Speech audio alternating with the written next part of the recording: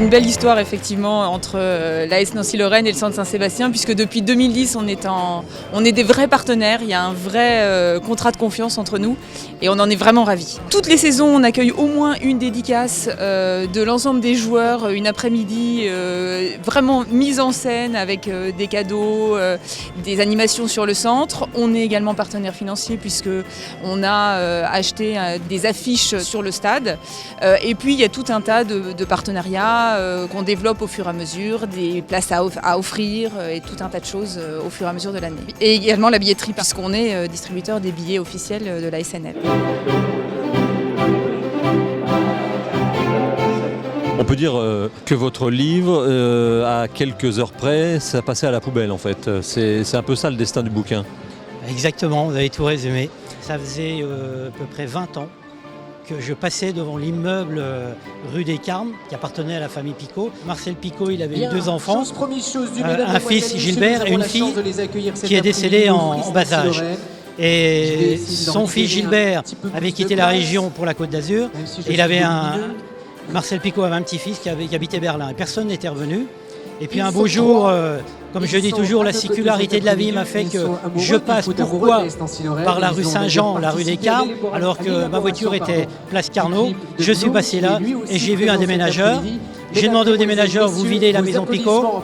Il m'a dit, j'ai vu qu'il y a un monsieur au-dessus, venez voir. Et c'était le petit-fils de Marcel Picot, qui a à peu près 70 ans, et qui m'a dit, si vous voulez les archives de mon grand-père, elles sont là, elles sont dans des sacs poubelles, elles partent à la déchetterie, à 2 secondes près, ça partait à la poubelle, et là dedans il y avait toute l'histoire du commerce Picot, mais surtout du stade, puisque autrefois le stade Picot ne s'appelait pas comme ça, c'était un cimetière, c'était le cimetière de l'Est.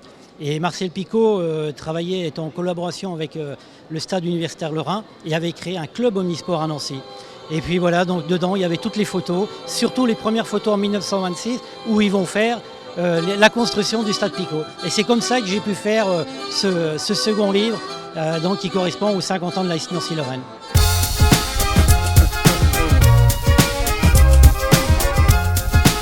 Mehdi, il y a un lien particulier avec l'AS Nancy-Lorraine? C'est ce club qui m'a fait réussir dans ce milieu du football.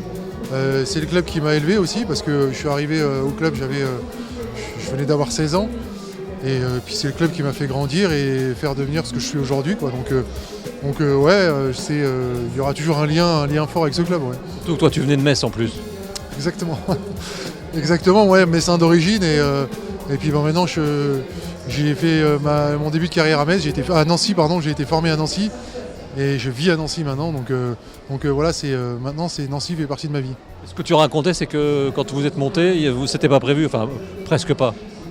Ah mais carrément pas quoi. Si on refait l'historique, on avait une équipe de CFA améliorée et puis le truc c'est qu'on avait une équipe de copains et vraiment des copains quoi.